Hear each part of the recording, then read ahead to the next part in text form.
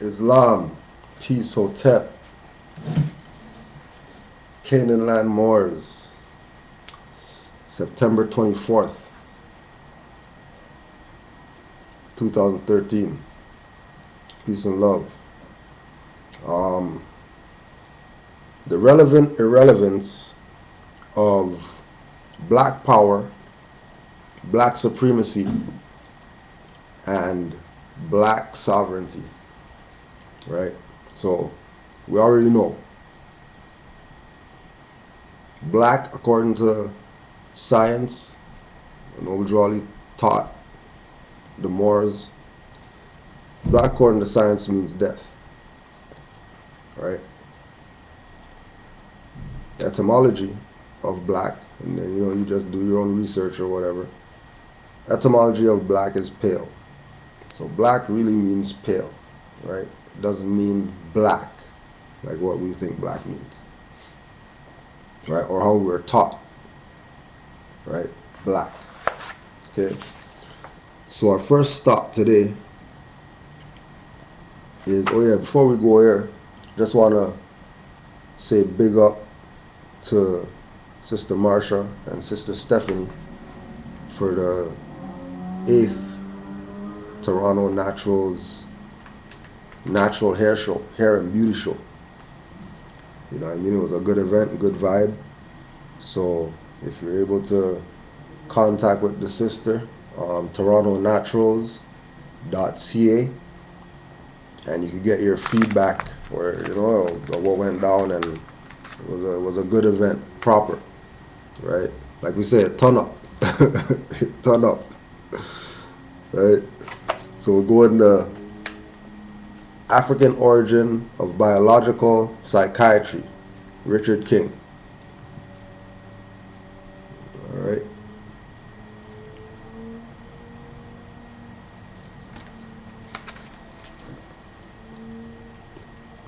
Page 65. A type of slavery persists, wherein the soul remains virtually imprisoned. Asa Hilliard, in his introduction to the 1970 reprint of the book Stolen Legacy by George G.M. James, further defined this type of slavery as soul or self-containment.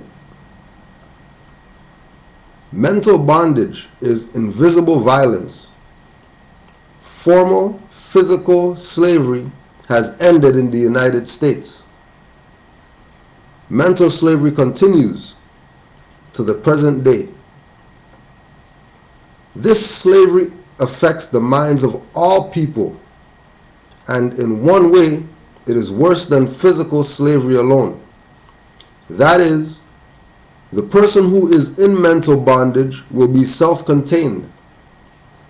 Not only will that person fail to challenge beliefs and patterns of thought which control him, he will defend and protect those beliefs and patterns of thought virtually with his last dying effort. In order to see the total perspective of this premise, it is critical that we examine the term self-containment. Webster's Dictionary 1968 defines self as the identity, character, or essential qualities of a person.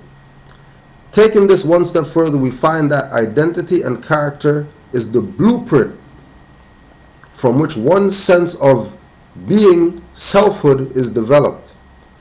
Containment is the policy of attempting to prevent the influence of an opposing idea, notion, or political system from spreading.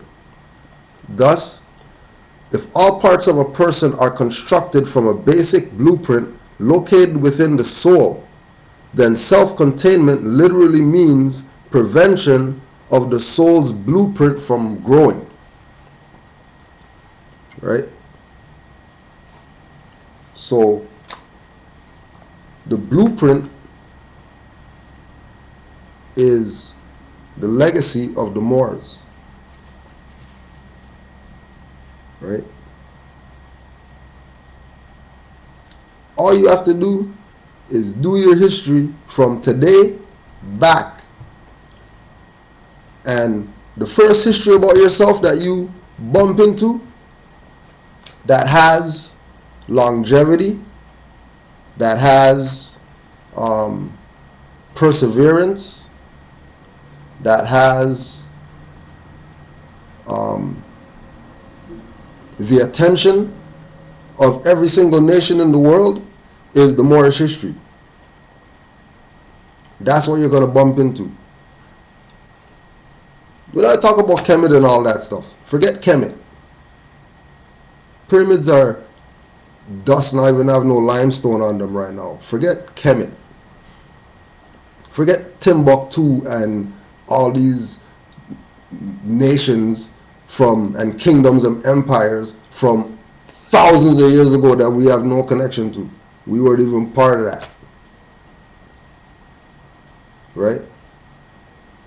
All these so-called nations, kingdoms, black whatever of ancient times, right? All those assist in self-containment, right? Because it's diverting you away from who you really are, which is Moors, because everybody knows that the Moors were the last ones to have full rule, full dominion over the planet. Tell the Europeans, yo, let me see your passport. If you don't have a passport, you better have a flag from some one of these Moorish nations around here that gave you jurisdiction to come put your boat here right now. Right? And you're modern.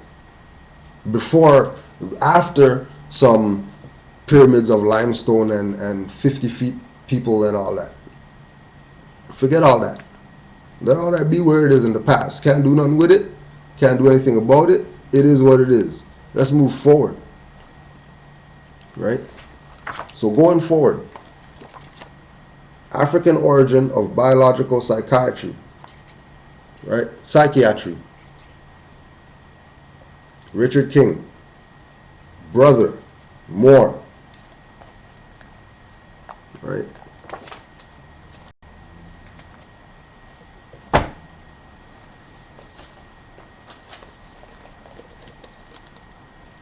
The New Age Millennium.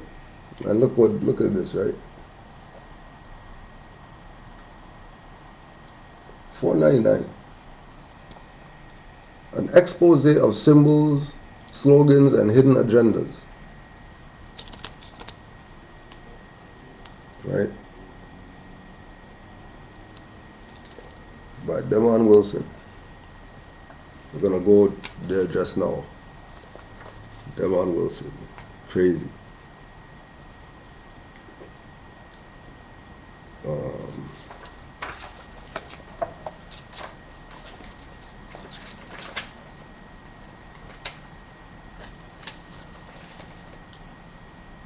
Page 180.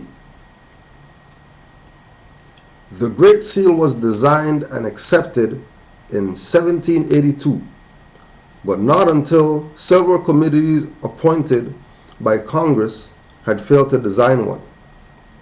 The first committee was asked by the Continental Congress on July 4, 1776 to prepare a device for a seal of the United States of America.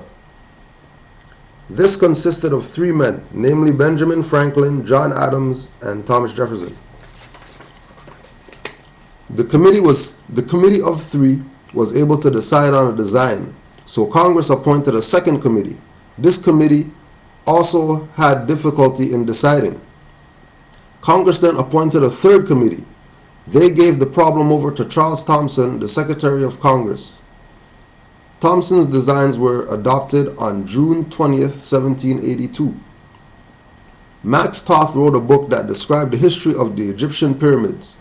In a brief review of the pyramid on the back of the US dollar bill, Toth wrote, all 3 committees appointed in succession by Congress between 1776 and 1782 included members holding various positions in Freemasonry. Those who designed the Great Seals, plural, were not only Masons, but were quite possibly members of the Order of the Quest. Manly P. Hall said that the Order of the Quest placed their signature on both sides of the seal, so there's no reason to believe that at the very least some Masons were also members of the order.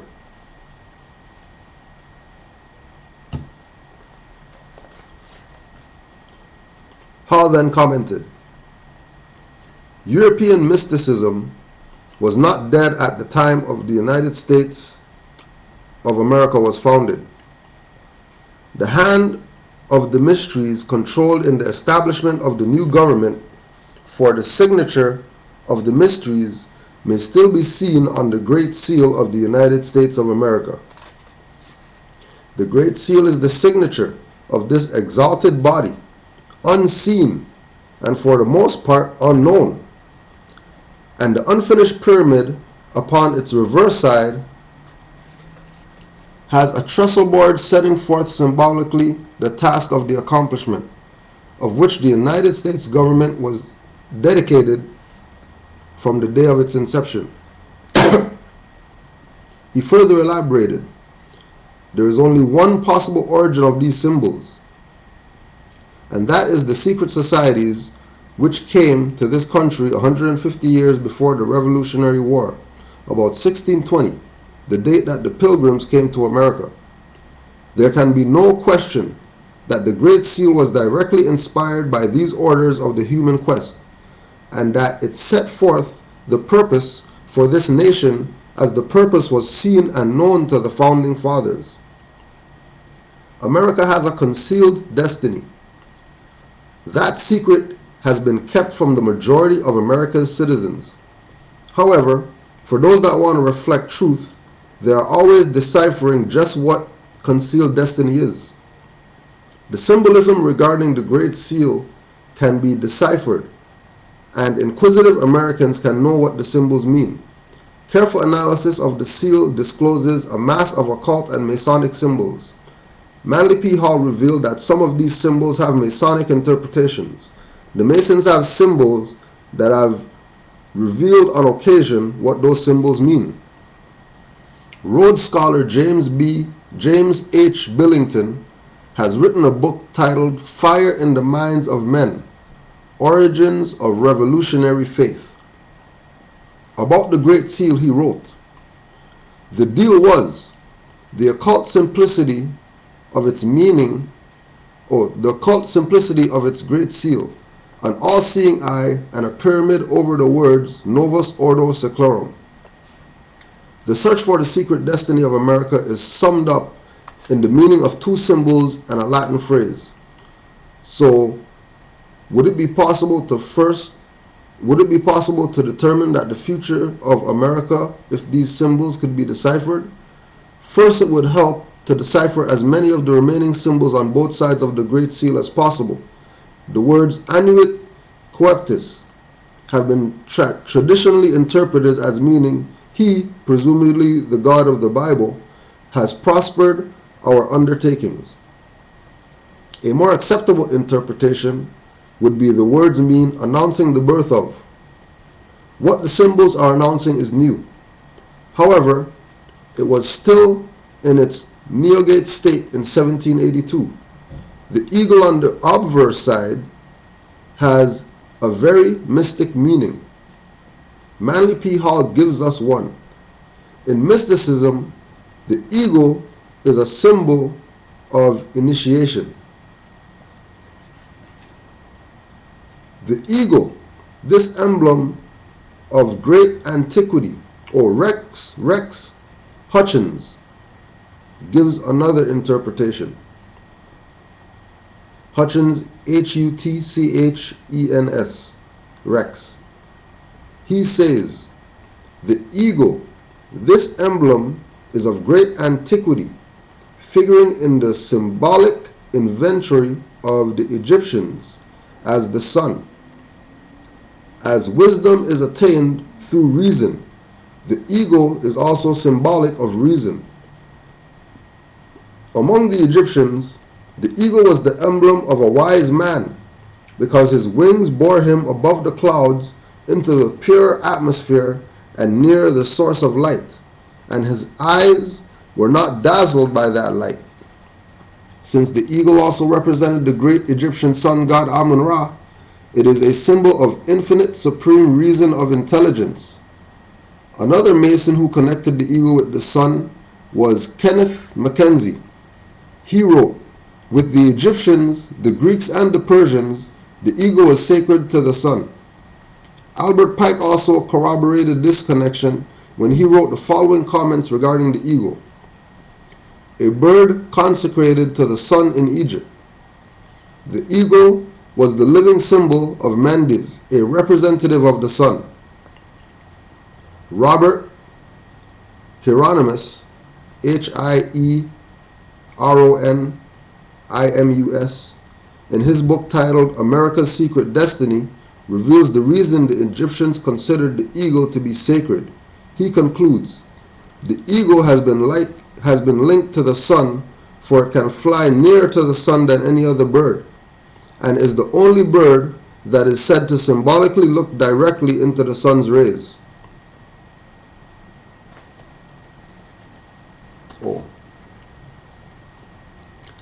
The all-seeing eye above the pyramid has two meanings, and both are related to the Masonic order. One explanation was provided by the Masons themselves in an article that was inside a Masonic Bible. It said, "The ambiguity of Masonic law is symbolized by the all-seeing eye." The definition of the word ambiguity means the capacity of being everywhere simultaneously. The Masons state that their law will punish the Mason that reveals their secrets. That law is everywhere, and it equivocally professes that no Mason can hide from it. Albert Mackey added, an important symbol of the Supreme Being borrowed by the Freemasons from the nations of antiquity. The open eye was selected as the symbol of watchfulness, and the eye of God as the symbol of divine watchfulness and care of the universe.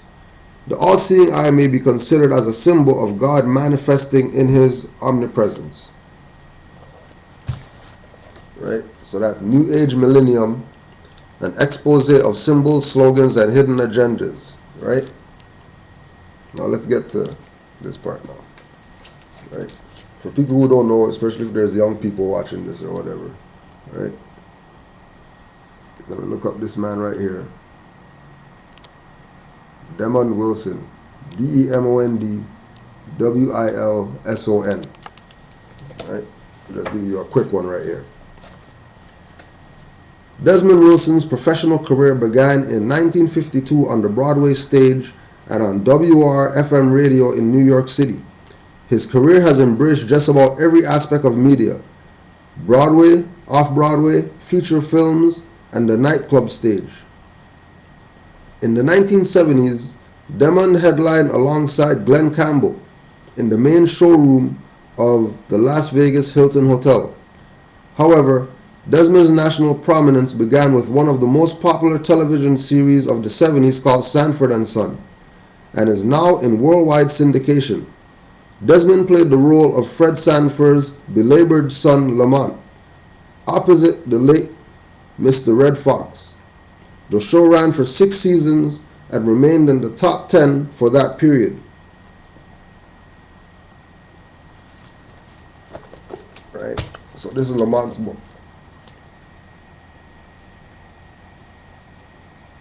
And don't forget, on Sanford and Son they dropped the European seal with the Moor on it.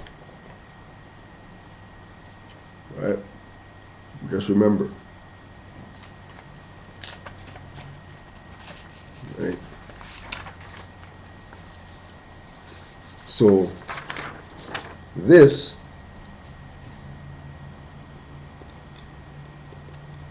is really black power. Right? Because black means pale. So those guys who you see out there, skinheads and all these people, and they're beating in people's faces, that's really black power. right? And black power is really Moorish nationality, right? And because of the definition of free white person, we could say white pride, white power. Because this is circle 7 right here. Right? This is the circle 7. They can say whatever they want, but this is the circle 7. Right? This is also the dream catcher. It's indigenous culture. Right? Okay. This is also how you steer a boat. Because we're Moors. And they jacked all our stuff. And we're claiming everything back.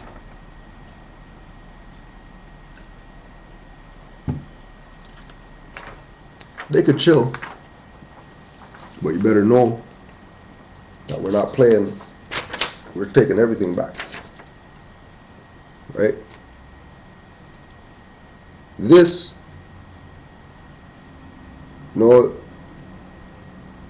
how they rep this symbol, that's black power. Right? And this is really Moorish nationality and birthrights. Because Noble Drew Ali taught us that we have to honor all divine prophets. Right? And Buddha is one of the prophets that we're supposed to honor. Divine prophets. So once again, jack your stuff. Jack your circle 7. Right? 490-degree angles. Jacked your circle 7. Right? So this is our stuff.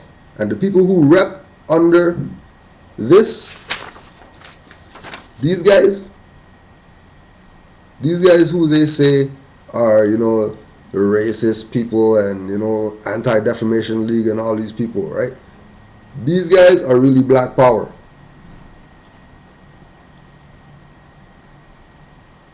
Right?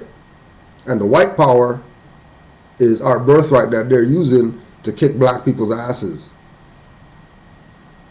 Because black people don't want their birthright. So somebody else is going to use it on you.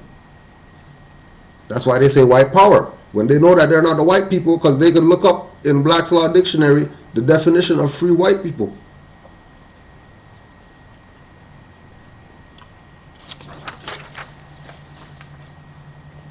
They could be black power if they want to. Black supremacy and all that. If you're saying you're black power, this is what you're saying. Because black is pale. If you're saying black power, this is what you mean to the world. You know how stupid you look?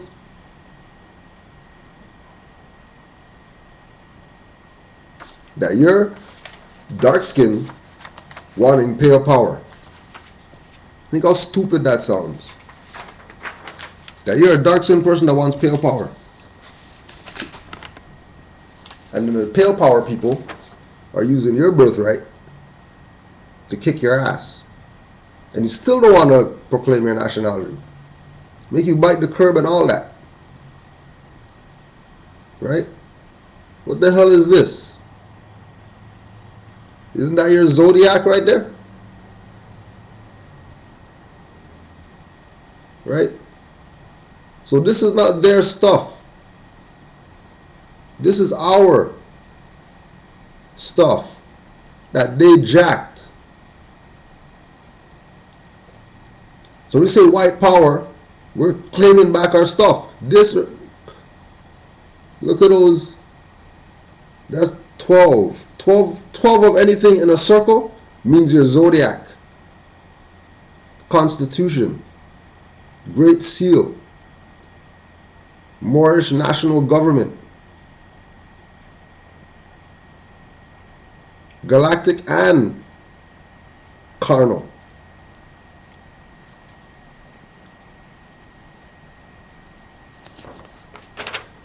Everything is ours. Taking everything. Right? Because Black Power guys aren't saying anything, and they never will say anything because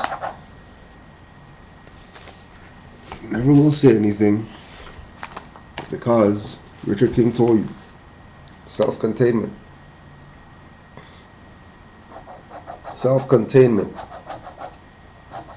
All these joker smokers on YouTube, these guys, Hebrew Israelite guys, right? Always holding up some scripture, trying to rep something with some scripture, right? Forget, a picture tells 1,000 words, right? A picture tells 10,000 words. That's why the first thing on your writs is supposed to be your flags or your seals, because a picture tells 1,000 words. That's why we're supposed to be able to go out there, right to travel, with plates that don't even have numbers or nothing on them. Because the picture alone sets the fact that they don't have jurisdiction. As soon as they see that alone, they're supposed to be like, just go do something else. Put your attention somewhere else. Right? Okay? All the Hebrew Israelite guys, right? All the Hebrew Israelite guys, come back home and stop playing stupid. Alright? Stop playing dumb. Right? The Star of David is circle 7. This is the 7 seals that Haile Selassie opened. Not some Revelations Bible crap. BS. Fraud. This is the circle 7. This is the 7 seals. Seals. Seals. The Great Seal. Seal. Moorish government. You talk about religion. Moorish government, seals. Understand what's being said. Opening the 7 seals.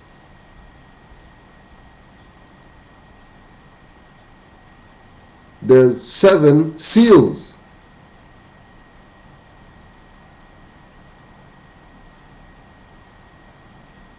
Right? For the 7 seas that the Moors used to navigate. Exercising their government on the whole entire planet. And we're not even, and that's why we said forget Timbuktu and all that. We're not even talking about that. We're just talking about the history that we're told, right? The history that we're told is 1492. And before 1492, 700 AD to 1492, and then that's the history of the Moors. Alright, cool. But there's a whole other side of the planet happening at that exact same time. That same time, 700 to 1492, there's something going on over here. Right? Moorish government. Everybody knows. You don't have to hide. It's real. Everybody knows. Everybody knows. Tell me these are fezzes that these so-called Aboriginal people are wearing? Native Indians with the Indian card, tax exempt card, that they got from foreign usurpation colonizing government? But they go to their powwow and they're wearing fezzes? They're talking about black power? When everybody in the world knows that they're Moors, even indigenous people who call themselves Indian and take tax exempt packages, live on reserves, right? Have Europeans making DVDs, Kevin Annette, Unrepentant, A European made a DV. A European got brought in. A European got naturalized by this quote unquote native tribe. Kevin Annett, Annett. The DVD is called Unrepentant. Go watch it. Right? And this European got brought in to the tribe so he can sit amongst the tribe and learn about what really happened with the residential schools. What was really residential schools about? Why is Europeans coming here want to teach indigenous people? Right? The regular. And there's people who wear fezzes. Not some walrus eating, live in an igloo or whatever. Indigenous people who are here chilling, have their own government and everything. They're just doing what they do in their own land. Right? Okay. Again. Right? They're just making the symbol up. They just made the symbol up. Right? All of it is here, circle 7. Right? The double pyramid. Right? But what these guys rep, that's really black power. Put on the hood and go put somebody on the tree, that's black power. That's not white power. White power is Moorish birthright. White power is Moorish birthright. Black power is what these guys do. And the people who say that they're black power, they're irrelevant. The irrelevance of black power, black supremacy, and black sovereignty. What those people should be on is Moorish birthright, not black whatever. But regardless, they're not going to do whatever because they're self-contained. Because I know this went over people. I know this went over people. Right?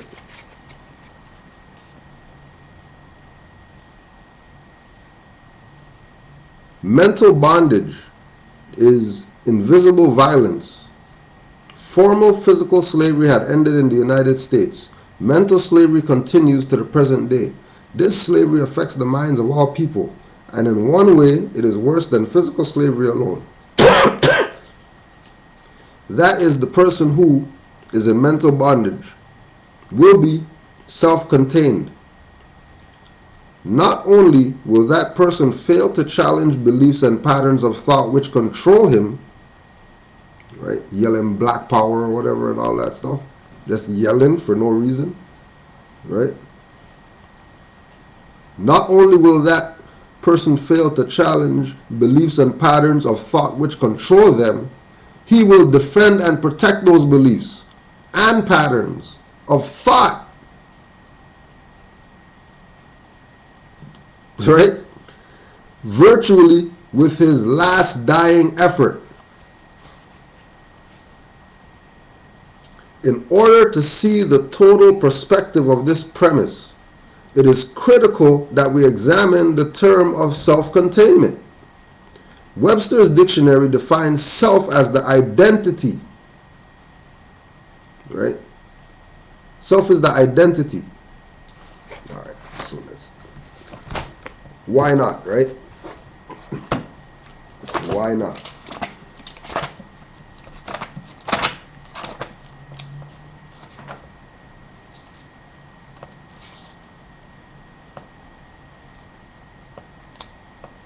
Right.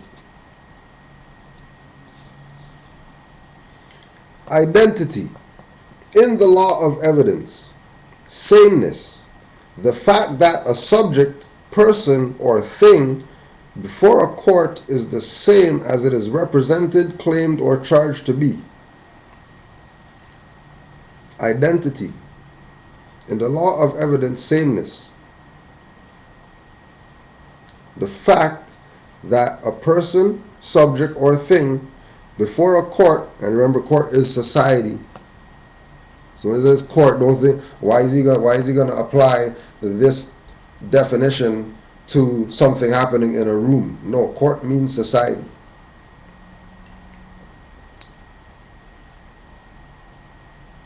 Sameness. The fact that a subject, person, thing before a court is the same as it is presented, claimed, or charged to be.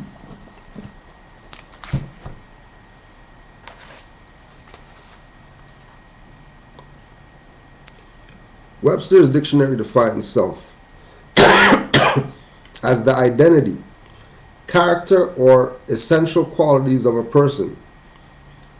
Taking this one step further, we find that identity and character is the blueprint from which one's sense of being, selfhood, is developed. Containment is the policy of attempting to prevent the influence of an opposing idea, notion, or political system from spreading.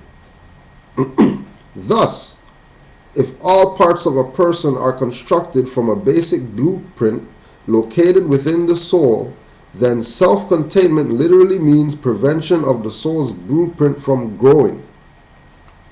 So once they have you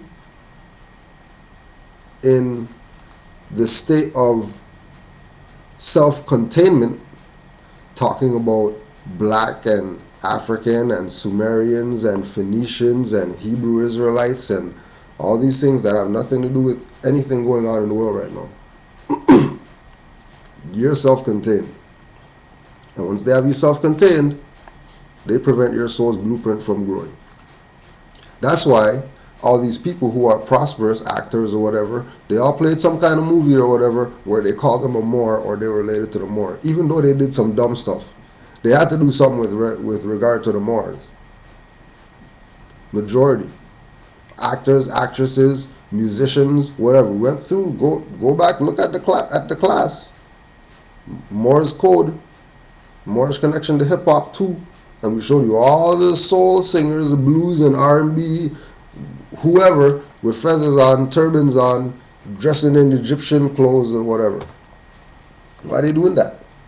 Just because they're an entertainer, they're trying to entertain you? They're doing that because all there is the Moors. That's the only history that's out there.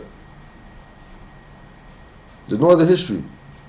Everything else is speculation. Because we don't even know who built the pyramids. Some people say aliens did it, which is us, but, for argument. Black people, slaves, whatever. But when you say Moors, everybody's clear. Immediately, ain't no confusion about what we're talking about. We're talking about when the guys who used to have all the spice trade and the this trade and the that trade, and we used to go there and go learn from them, and they taught us all. That's what everybody knows about the Moors. Forget what you heard. Because I talk to people. I'm set up in a position when I have access to people from all different nationalities from all over the world. And all of them know about the Moors. As soon as I bring it up, they know. And they know why I'm bringing it up. It's not, casual conversation. So you watched the game yesterday? When you bring up the Moors. Like, that's not what it is. When you bring up the Moors, people hair on the back neck stands up and all that type of stuff. Especially if they know that you know. Trust me. The people who are fronting, like the people in the courts and the lawyers and all these people who are fronting like, well, we don't know we don't recognize that, or the anti-government movement or whatever. Don't even follow those stupid people, huh? Whatever they say is irrelevant, because everybody knows about the Moors. Everybody. And it's just what it is. Just like everybody knows you drink water. That's how people know about the Moors out there, outside of North America. They might call them different things, right? But everybody is extremely clear, right? They have this thing called the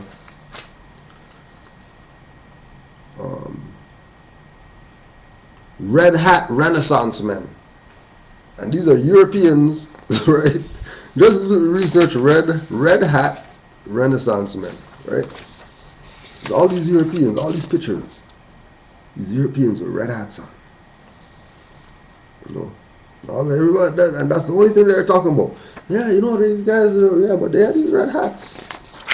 You don't know what they're doing with these red hats, but they had these red hats on or whatever, right? And when we do our research, right, because since they're called Renaissance men, if we are so-called, you know, the ancient whatever, we're going to research and we're not going to find anything about the Renaissance. Times of Sumerians, there's nothing called the Renaissance. The only thing in history that has any type of cultural relevance to a Renaissance is the Moors. Nobody else. No other history, no other nation on the planet. And certain Europeans were taught, we slapped a fez on their head and told them, go out there and that's your protection, so you can do the work that you are supposed to do. Not because we created you as a slave means that you're just gonna do slave stuff and pretend like, you know, you don't have no responsibility because you're a 6,000-year-old child. Well, you've been around for 6,000 years, you're a little bit more than a child now. You're not no test tube lab experiment. You've evolved. And with evolution comes responsibility. And you need to be responsible, and you go out there, right? We'll slap this fez on you, and you better act according to how you're supposed to act. Because there's things in order. Divinely, that you don't even know what's going on. You just take this fez right here and you go and some of them took it, did what they're supposed to do. Some of them took it, went underground and trying to do what so-called black sovereigns are doing. They're trying to get black sovereign wants you to come join their stuff when you could just join the temple and get your birthright.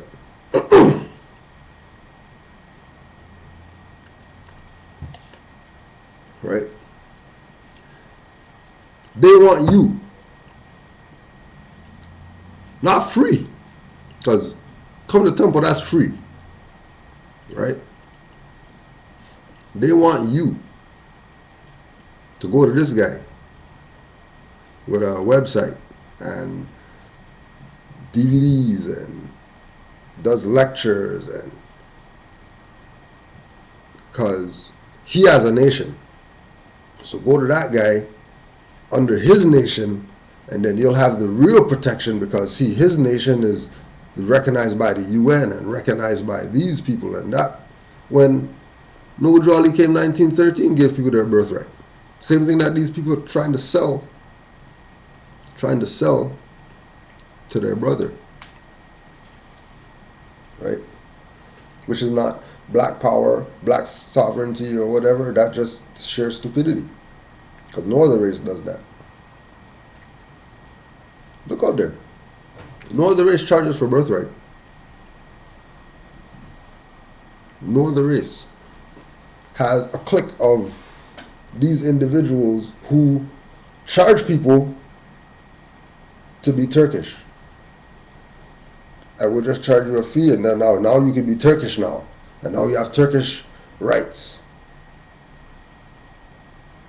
That's how stupid that stuff sounds. When there's a nation that's been established in this land for a very long time. Right? Very long time. Been here. That does not take away from anything, right? But realize that no matter what, whether it's a black guy pushing sovereignty, Klansmen, Turk, Scientologists, whatever, right? Once you're not saying that you're a Moor, you're a usurper of Moorish birthrights. Because that's the only way you survive, because this is the only estate that is available on the planet. What? The black guys are under the impression that because somebody says, I'm a Mason, they belong to some type of secret order or underground whatever. No, when they say that they're a Mason, they're saying that I'm protected under the jurisdiction of the Moors. That's why they wear fezzes in secret. Because they know that this is the Moroccan Empire and they're ipso jure Moorish subjects. And the symbolism of Masonry is a fraud. That's Moor. They're being Moors. Just like Brother Ayman, Brother Ayman Bey. Brother Ayman Bey is in New Jersey, walking around. Right? I don't even know what the story is. He just told me that he took a picture of this guy. Right? In New Jersey, just walking on the street. Right?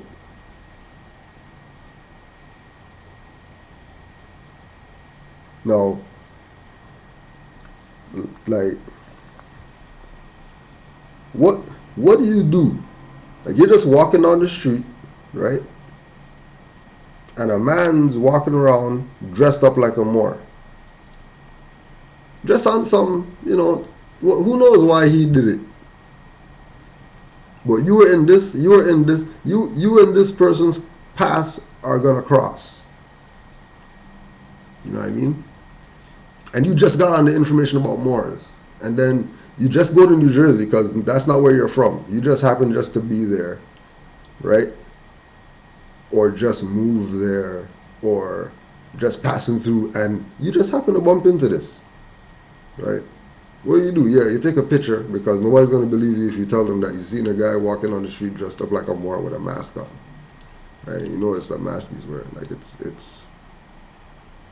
one of those weird ones where you just say, give thanks to Allah for the Moorish nation and the Moors, right? Because we can't be anything else.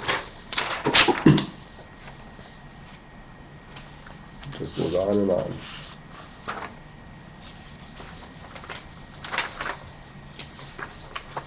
There's some more Renaissance men.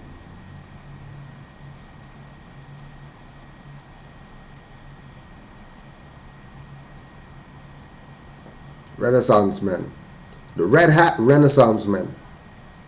Bunch of Europeans with red fezzes on. Right? The red hat Renaissance men. Everybody's Moors.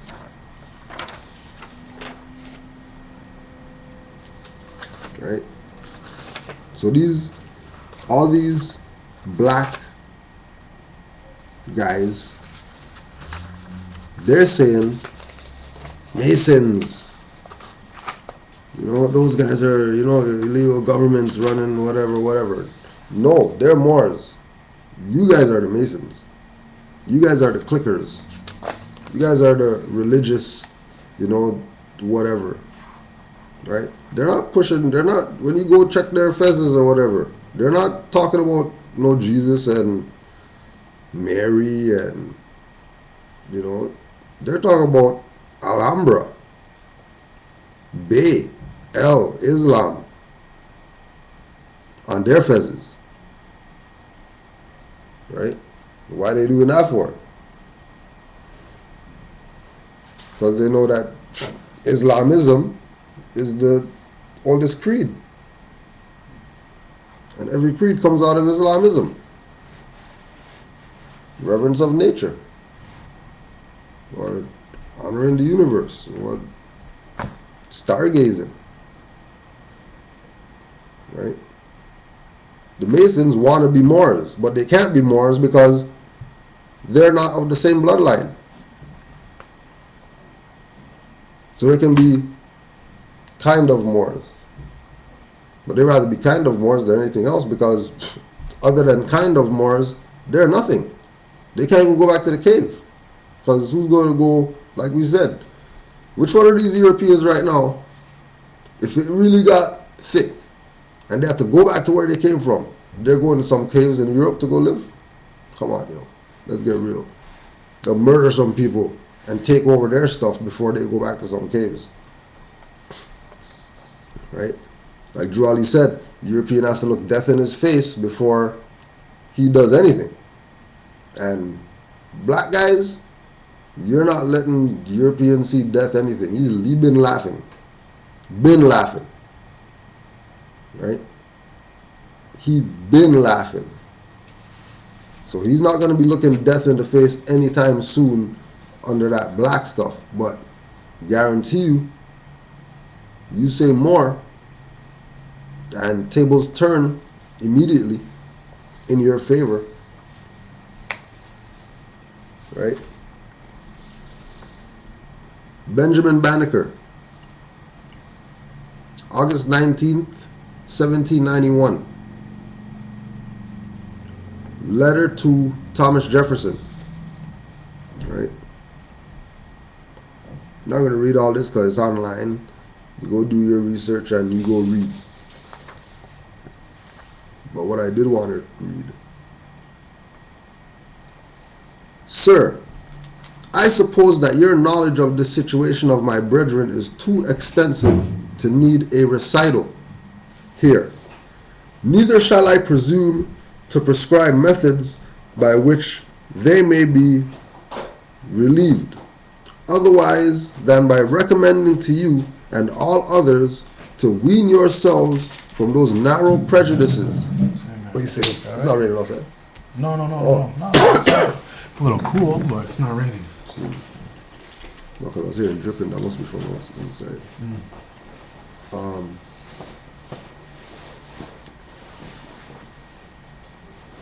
Neither shall I presume to prescribe methods by which they may be relieved, otherwise than by recommending to you and all others to wean yourselves from those narrow prejudices which you have embedded with respect to them as a job proposed to his friends. Put your souls in their seat's stead. Thus shall your hearts be enlarged with kindness and benevolence toward them. And thus shall you need neither the direction of myself or others in what manner to proceed herein. And now, sir, although my sympathy and affection for my brethren has caused my enlargement thus far, I had earnestly hoped that your candor and generosity will plead with you in my behalf when I make known to you that it was not originally my design, but that having taken up my pen in order to direct you as a present a copy of an almanac,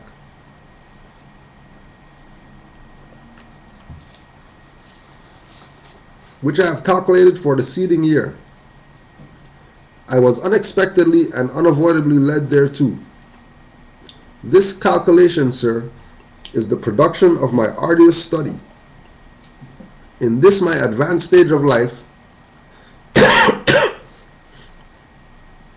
for having long had unbounded desires to become acquainted with the secrets of nature, I had to gratify my curiosity herein through my own assiduous application to astronomical study, in which I need not to recount to you the many difficulties and disadvantages which I have had to encounter. And although I had almost declined to take my calculation for the ensuing year, in consequence of that time which I had allotted thereto being taken up at the federal territory by the request of Mr. Andrew Ellicott, yet finding myself under several engagements to printers of this state to whom I had communicated my design, on my return to my place of residence, I industriously applied myself thereto, which I hope I have accomplished with correctness and accuracy, a copy of which I have taken the liberty to direct to you, and which I humbly request you would favorably receive. And although you may have the opportunity of pursuing it after its publication, I chose to send it to you in manuscript previous hereto, that thereby you might not only have an earlier inspection, but you might also view it in my own handwriting.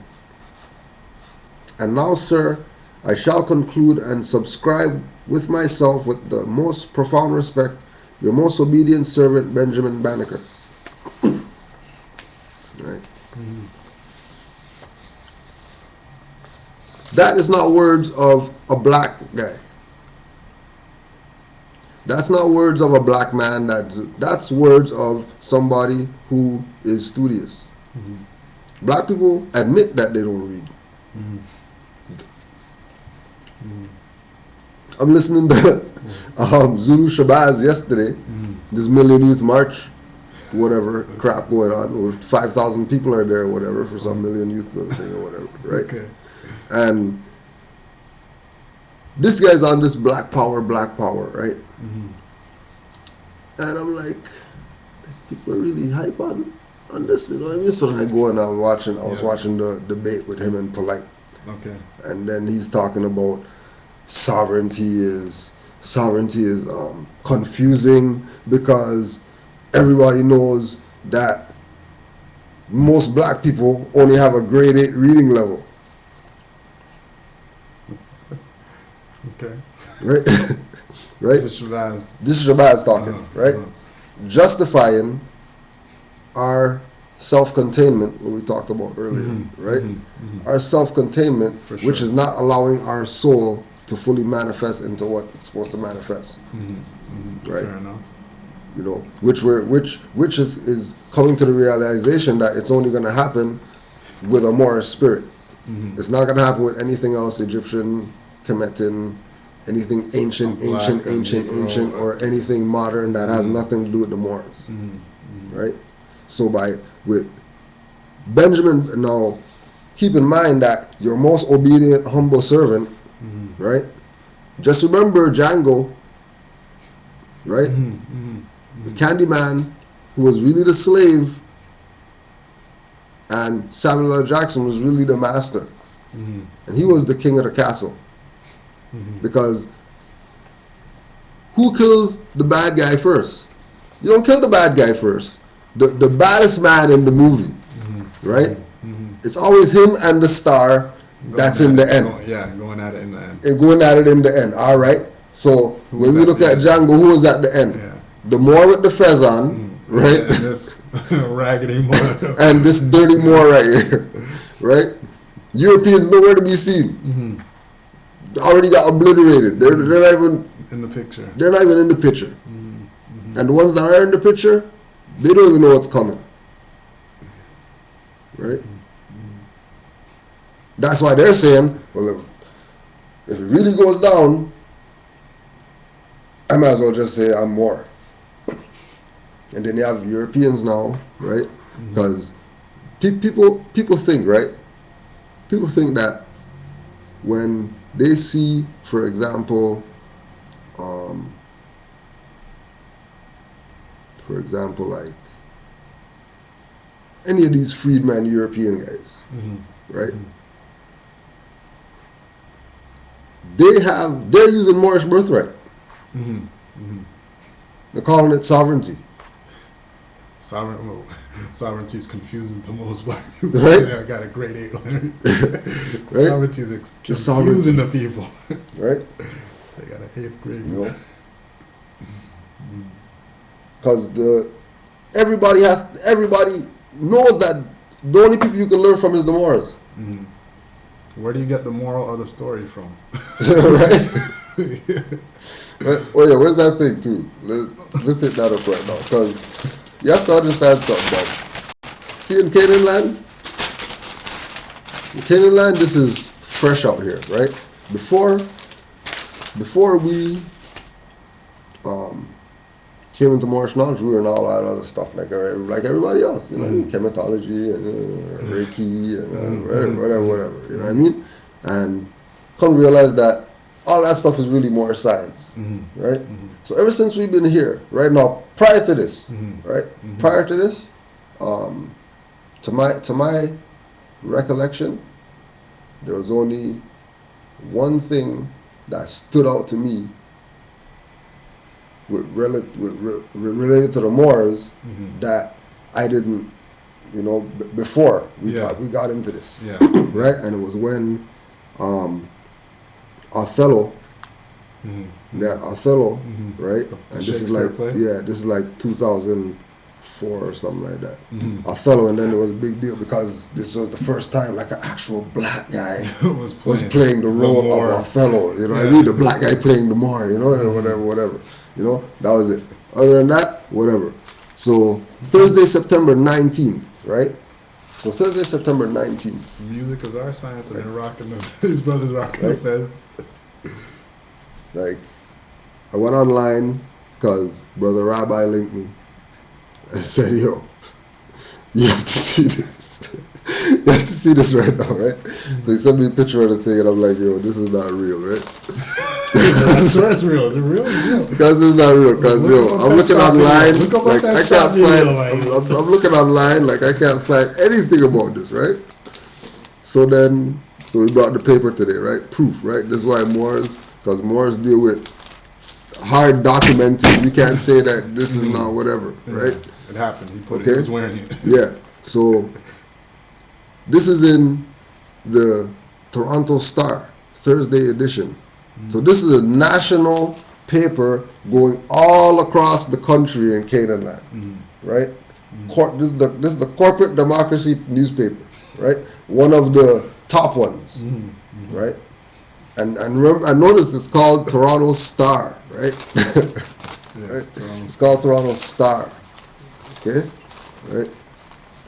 So this is the picture that's in the newspaper, floating around the place, right? Pet Shop Boys, right? Pet Shop Boys, and on the big with screen their fezzes there, on the big screen they enlarge his picture, and this guy's there, right? Pet Shop Boys. Like, Pet Shop Boys using Moorish birthright. And these guys are talking about music and doing some Willie Lynch speech and foolishness like that about their problem. When the Pet Shop Boys, once again, you know what I mean? Europeans, because everybody likes to get mad or whatever. Oh, you let Europeans in the temple and you're like, come on now. You know what I mean? Come on now. Right? Like, really? What do these guys have to do with the temple? You wear a fez though. You gonna go ask him if he's a member of the temple or whatever? Or is he just wearing the fez because, I just feel like, don't believe people with that. I just feel like wearing it because no. They're wearing it because they know. See if you can go and abuse his rights if you don't come with it. You know what I'm saying? Right? Pet Shop Boys. Everybody knows who Pet Shop Boys is, huh? Don't even try to front. Don't front. Everybody knows Pet Shop Boys. And the one picture of all the thousands of pictures of Pet Shop Boys. This is the picture that they grab. And they're gonna say that they don't recognize Moors. Well, they don't recognize the Moors, so I'm not gonna say that I'm Moorish because they don't recognize that. Are you sure? They don't recognize Moors. Certain people recognize. Right? They don't recognize Moors. Whatever. You guys can forget all that, Don't even waste your time with these guys. Don't even waste your time, huh? Ida B. Wells, 1909. It was before Noble Drew Ali. All right. Before Noble Drew Ali, Ida B. Wells. Everybody knows Ida B. Wells, you know what I mean? Everybody has the picture. Everybody knows Ida B. Wells, right? Black, you know what I mean? Or whatever, quote unquote stuff, right? Okay. Tell me if you hear any black people talk like this. Right, for real. Go ahead. Right?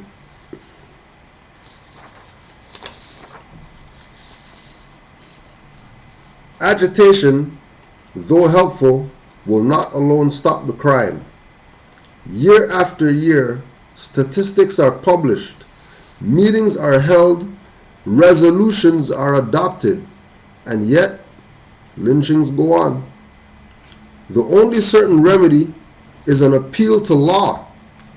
Lawbreakers must be made to know that human life is sacred and that every citizen in this country is first a citizen of the United States and second a citizen to the state in which he belongs. This nation must assert itself and protect its federal citizenship at home as well as abroad.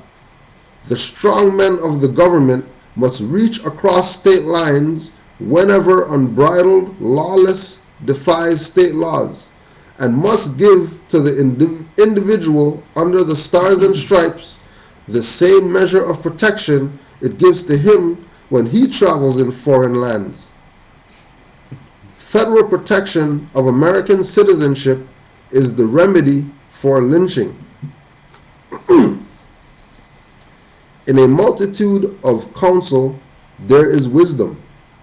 Upon the grave question presented by the slaughter of innocent men, women, and children, there should be an honest, courageous conference of patriotic, law-abiding citizens anxious to punish crime promptly, impartially, and by due process of law. Also, to make life, liberty, and property secure against mob rule. Time was when lynching appeared to be sectional, but now it is a national, a blight upon our nation, mocking our laws and disgracing our Christianity. With malice toward none, but with charity for all, let us undertake the work of making the law of the land, quote unquote, effective and supreme upon every foot of American soil, a shield to the innocent, and to the guilty, punishment swift and sure. Right? Does that sound like an 8th grade? So, right? 8th grade reading level? 8th grade reading level, right? Ida B. Wells, who everybody knows, telling all these Moors, you want the lynchings to stop? Enforce the Constitution.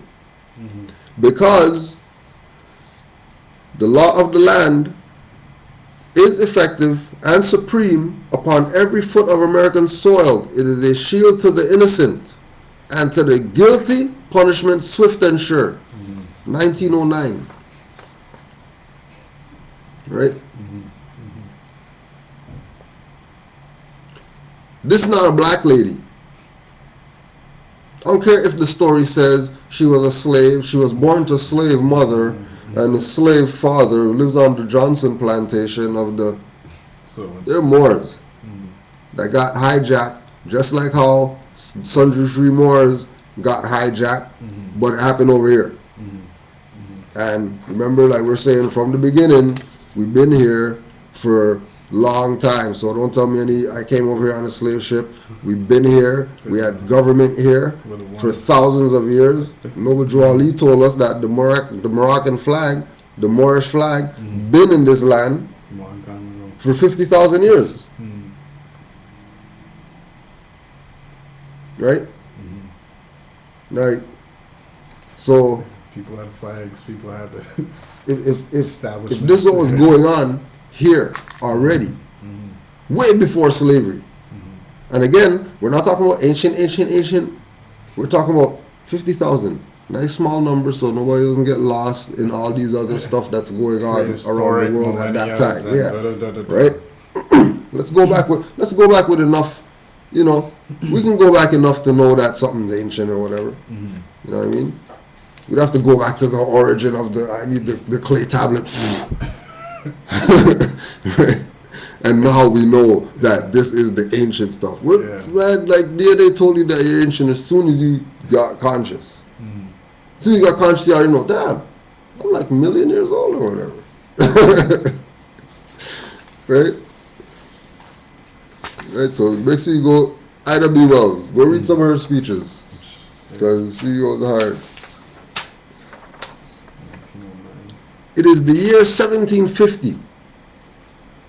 And a little boy is born to a family that lives in a small village, Jafare, in the African West Coast. The father, Omoro Kinte, gives him the name Kunta and takes care of him. He wants to raise him strict but righteous. Therefore, Kunta lives an unburdened life which is characterized by the old traditions of his ancestors.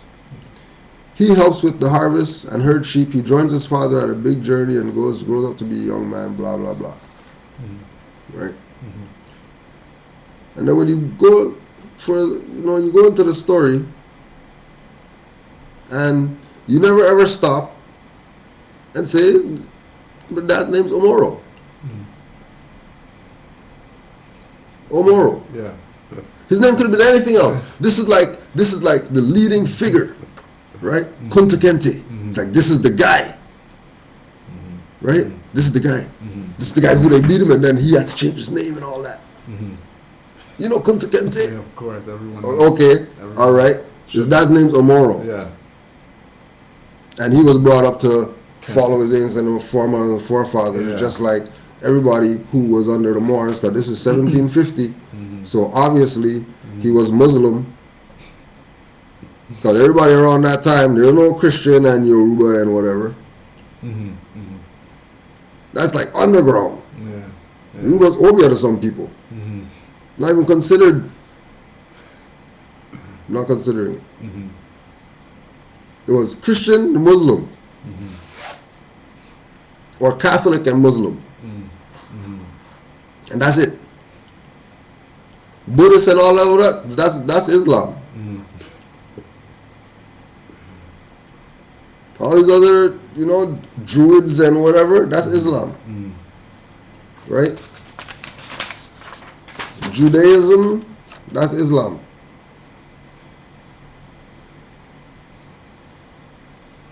That's not Judaism. That's Islam. And how did it come about? It came about because of the Moors.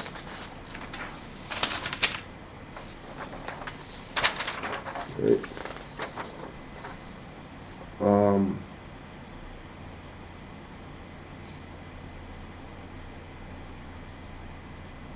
Brother, this is a Brother Horace out in Alabama Republic, right? Got this letter from the state of Alabama, Office of the Secretary of State, August 8th, 2013.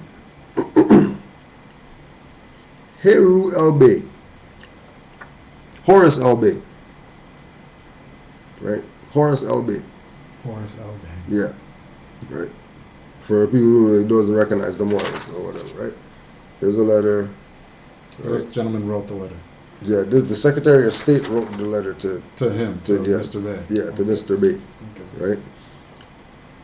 I have received and reviewed the document you submitted to the Office of the Secretary of State for issuance of an apostille, which he wasn't sending anything to get apostille. Okay. He was putting the state on notice because he had court coming. So he just put them on notice of all the stuff, right? So they sent back a letter to him in his free national name, right? Which means that obviously they recognize his status as of who he says that he is, right? They didn't ask him to prove himself or nothing like that. Oh, Mr. Albay, okay, cool, you're right, okay, right? So he wasn't going to get no apostille, but what this is a tactic that they use. So now it implies that they replied to the stuff that he sent. Okay. Right? It's a response. It's a parry.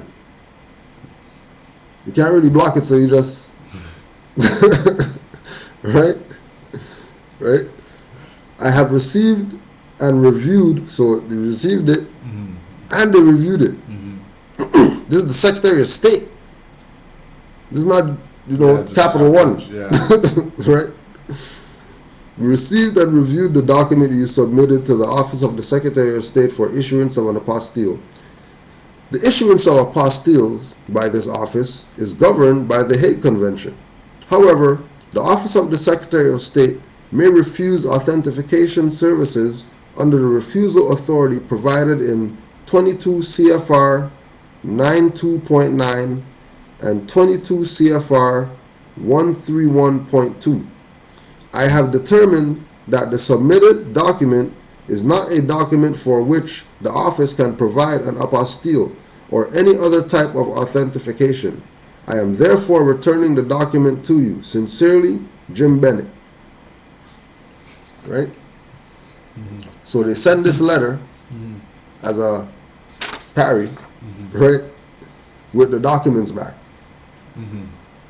Right?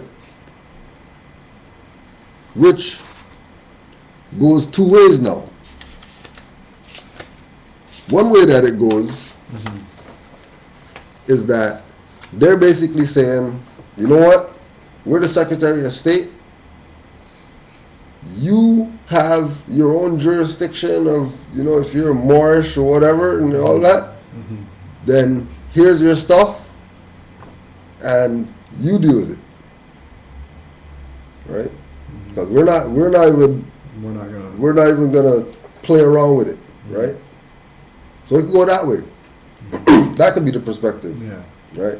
Or the perspective could be, is an established fact that the United States federal government has been dissolved by the Emergency Banking Act, March 9th, 1933, declared by President Roosevelt being bankrupt and insolvent.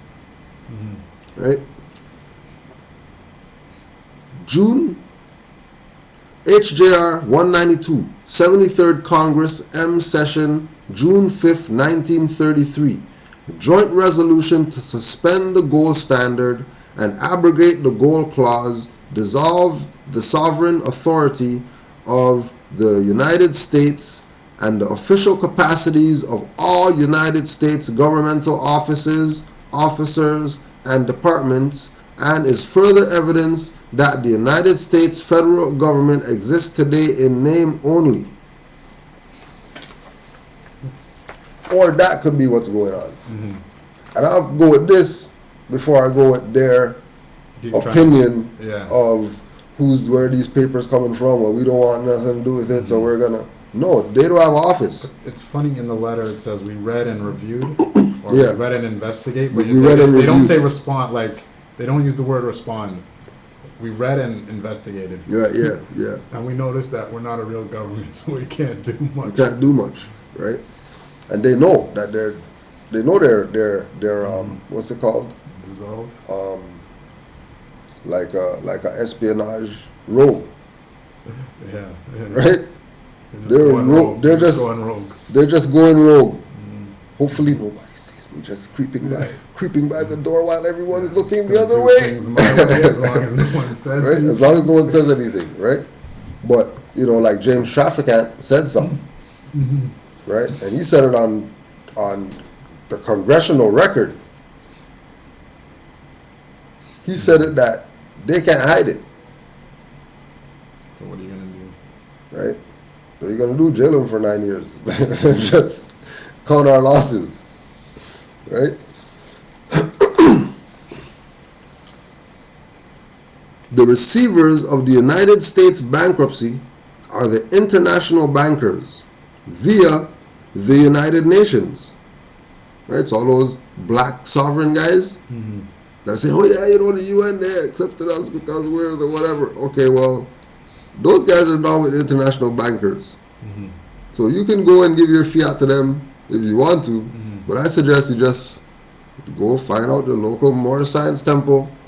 Even if there's dirty Moors in there, go proclaim your nationality and figure out the rest as you go, because you're not going to get everything at once, even if you go to a top of the line, going by the book temple. You're still not going to get everything just here. No. Right?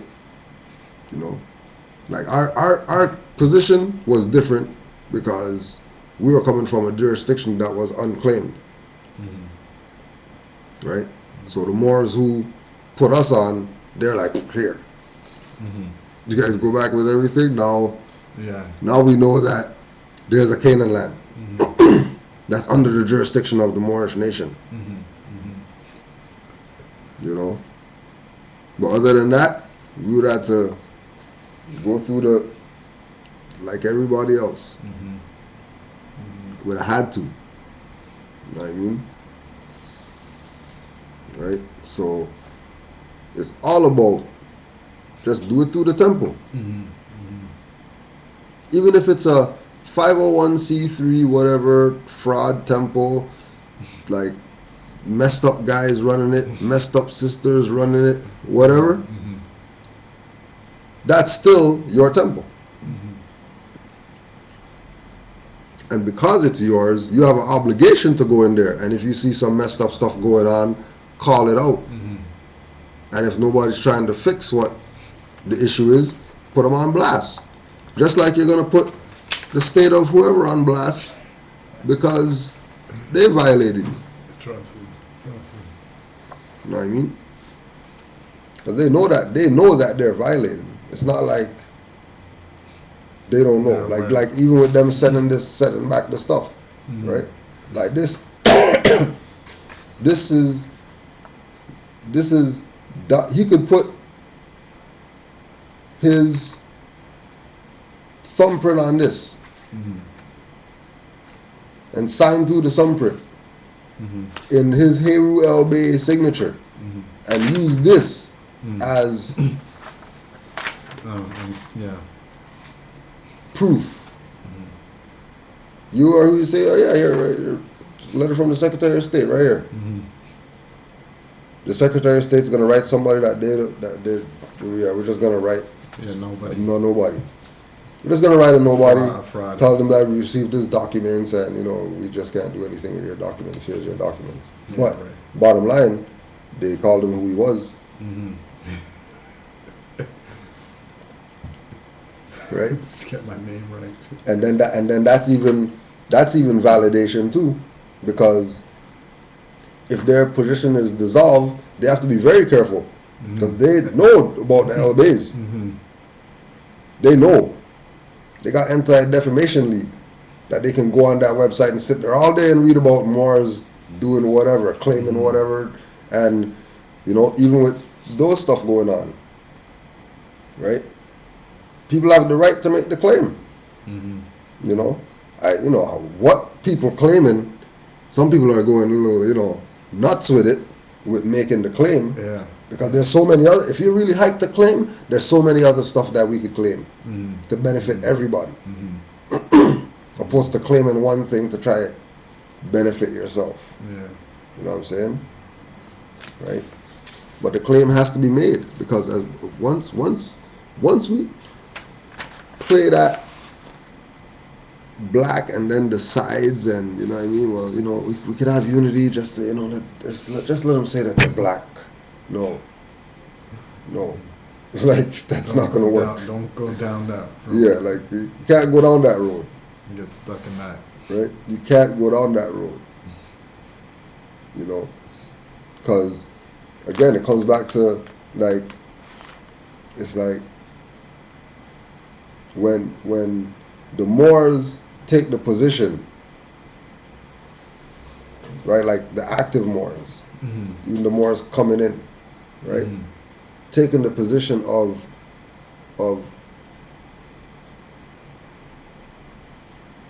releasing the containment, right? Or releasing what's being contained, right? It all came down to knowing thyself. Know yourself. When you know yourself, then automatically you're gonna have the progressive, you know what I mean? All the wheels are turning properly, and you have some momentum, right? You know what I mean? No different than, if a man gets an alley-oop, next play we're going for alley-oop again. Just because, you know what I mean? Why are we gonna go come with some layup or something some like weak that. shot. You know what I mean? Some weak shot, right? So that's it's like it's something where all that it has to be is recognized as belonging to the person, not belonging to Cujo, not belonging to Taj, not belonging to Raz, not belonging to Anaid or whoever that we consider, not belonging to Bobby Hemid or Elijah Muhammad or Noble Drew Ali or whatever. It doesn't. It's yours. Yours. They're just putting you on to what you didn't have access to before. You know what I mean? And because of what it is, we're talking about a birthright. We're not talking about somebody's putting you on like, a jacket link. I did bubble jackets, man. I heard you're looking for a jacket. Yeah, how much for? Oh, $50. What, man? Yeah, man. North Face bubble, like $50. I got a trunk full or whatever. Not that type of deal. This deal right here is, like Tallahassee said, you're richer than we ever imagined, and we don't even know it. We're the wealthiest people on the planet, and we just don't know it. Why don't we know it? We don't get it. Because we're self-contained, and if you're self-contained, that means you're under mental bondage. And if you're under mental bondage, then you're opposite of what Noble Drew Ali came for. Because he came to bring us out of mental slavery. Free up some stuff. He came to bring us out of mental slavery, and then there's people trying to put you in mental slavery or keep you in mental slavery. You're keeping yourself. You're one of those people keeping. That's why I have the biggest honors for. There's the brothers in the NOI out here, who when they see us Islam, like it's not even. It's not right. Nation of Gods of Earth, no, the peace God and whatever. Islam, because they know what it is. Not playing with it. The Rasses, like Rasses, Bobo, Turban, right? Islamic. Have circle sevens and all that. I need another circle seven because I put this Rass on. Everybody wants the book. Everybody wants. Because you know what I mean? Like it's actually telling us to stop. It's telling us to stop. Like everything that we've been saying that we want, like it's saying it in the book. In the Circle 7, I never heard about this book ever in my life. I need another one. Next one just came. I have one right there. Just on the ears for him right now. And someone's gonna come take that one and then the next one. You know what I mean? Because they're seeing it as theirs. They're not seeing it as somebody's that they're. It's like, well, yeah, that's the head guy. So yeah, that's just his thing. That's not what this is. Everybody pushing this like that, they're a fraud. Don't even pay them any attention. Especially if they don't have a picture of Noble Drew Ali or nothing like that. They don't even rep the Prophet. They don't even have his picture anywhere. They don't even talk about it if he doesn't come up. But they know about bonds and trusts, and they can save your property, save your house, and with this paper or whatever, which is all Moorish nationality. Which, if you know about Moorish nationality and you're talking Moorish nationality, you better be talking about Noble Drew Ali or whatever. Better. Like you can't talk about any sovereignty in the Americas and not mention Noble Drew Ali or mention Moors, because there's also the Washita too, which are a branch of Moors.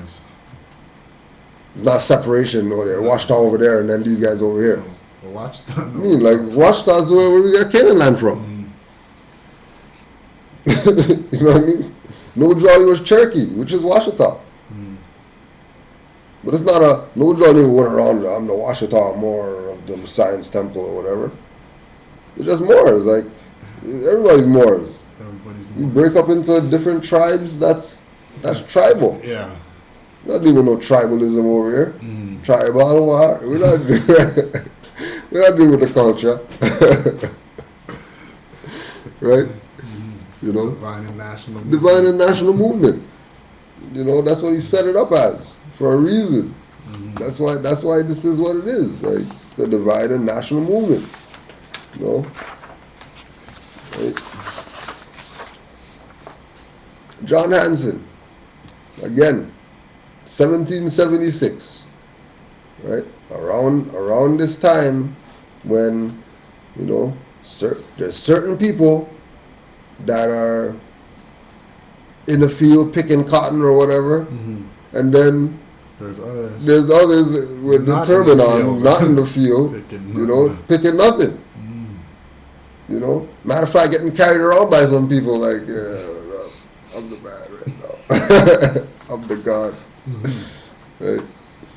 The words spoken by John Hanson, and this one's online too, but just to show you that, because everybody likes to, well, there doesn't prove. Every time I look up John Hanson, is a European. Oh, they see the white guy picture. They see the white boy pictures, right? And then saying, oh, well, you know, there's another picture there with a black guy that people say is John Hanson, but the date of the picture, there wasn't cameras then, so how did they get the picture? You know, okay, let's go to the words then. Okay. Right? So this is the man's words. This is the man's words, right? His own writing. His own writing, right? They may stretch our necks on all the gibbets in the land. They may turn every rock into a scaffold, every tree into a gallows, every home into a grave. Yet the words of that parchment can never die. They may pour our blood on 1,000 scaffolds, and yet from every drop that dies the axe, a new champion of freedom will spring into birth. The British king may blot out the stars of God from the sky, but he cannot blot out his words written on that parchment there. The words of God may perish. His words, the works of God may perish. His words never. The words of this declaration will live in the world long after our bones are dust. To the mechanic in his workshop, they will speak hope. To the slave in the mines, freedom. But to the coward kings, these words will speak in tones of warning they cannot choose but he. Sign the parchment. Sign. If the next moment the gibbet's rope is about your neck. Sign if the next minute this hall rings with the clash of falling axes. Sign by all your hopes of life or death, as men, as husbands, as fathers, brothers. Sign your names to the parchment, or be cursed forever, or be accursed forever. Sign, and not only for yourselves, but for all ages. For that parchment will be the textbook of freedom, the Bible of the rights of man forever. Nay, do not start and whisper with surprise. It is the truth. Your own hearts witness it. God proclaims it. Look at this strange band of exiles and outcasts, suddenly transformed into a people, a handful of men, weak in arms, but mighty in godlike faith. Nay, look at your recent achievements, your Bunker Hill, your Lexington, and then tell me if you can, that God has not given America to be free. It is not given to our poor intellect to climb to the skies and to pierce the counsel of the Almighty One. But I think I stand among the awful clouds which veil the brightness of Yahuwah's throne. Methinks the recording angel come trembling up to the throne and speak his dread message. Father, the old world is baptized in blood. Father, look with one glance of thine eternal eye, and behold evermore that terrible sight. Man trodden beneath the oppressor's feet, nations lost in blood, murder and superstition, walk hand in hand over the graves of the victims, and not a single voice of hope to man. He stands there, the angel, trembling with the record of human guilt. But hark, the voice of God speaks out the awful cloud. Let there be light again. Tell my people, the poor and oppressed, to go out from the old world, from oppression, and build my altar in the new.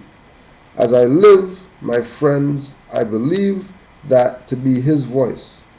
Yes, were my soul trembling on the verge of eternity, were this hand freezing in death, were his voice choked in the last struggle, I would still, with the last impulse of that soul, with the last wave of my hand, with the last gasp of that voice, implore you to remember this truth God has given America to be free.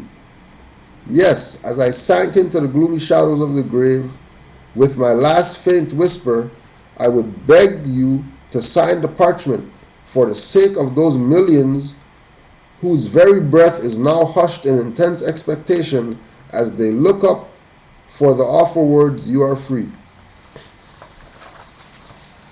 Right? That's not a European writing that. Right? When signeth the next moment of the gibbet's rope is about your neck. Right? He was telling them way back then, right?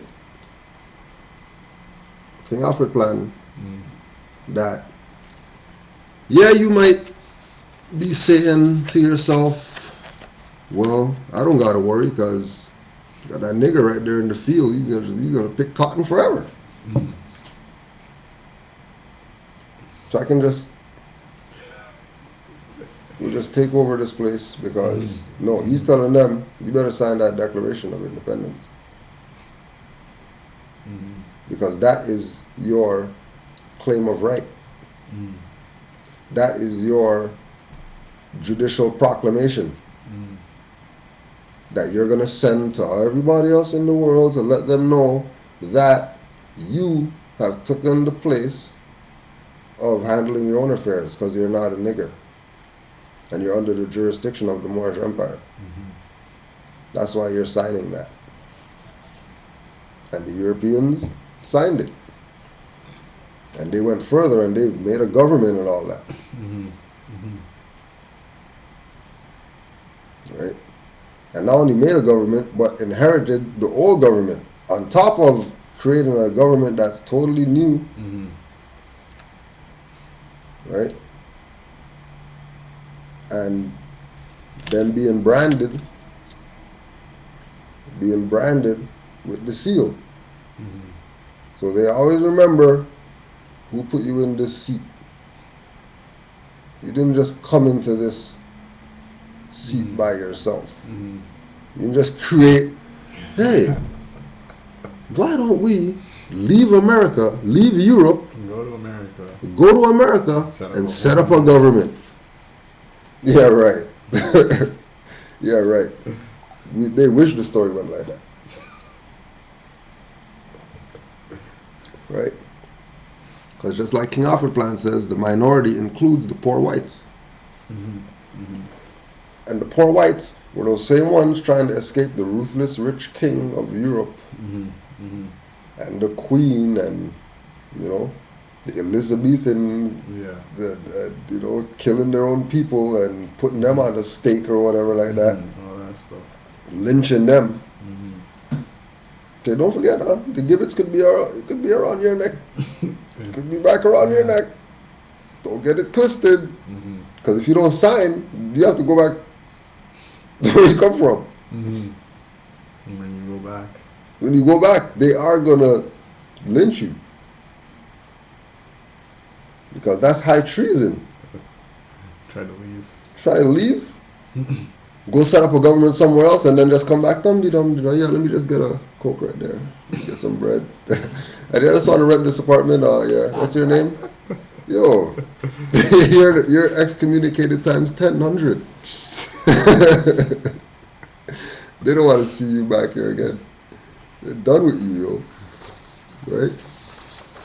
Well, so John Hanson even told him. Right? John Hanson told him, get down with what you're supposed to get down with. Because this is the empire. This isn't, this is what I was looking for.